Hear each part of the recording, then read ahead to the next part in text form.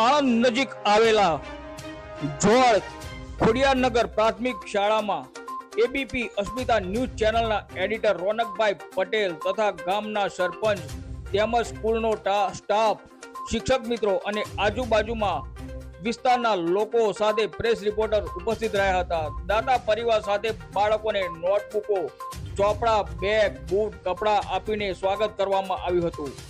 ખોડિયારનગર પ્રાથમિક શાળા જોળ આણંદ ખાતે આચાર્ય શ્રી ડોક્ટર નિર્મલદાન ગઢવી સાહેબ દ્વારા યોજવામાં આવેલ આ શૈક્ષણિક કાર્યક્રમમાં હાજરી ઉપસ્થિત હતી.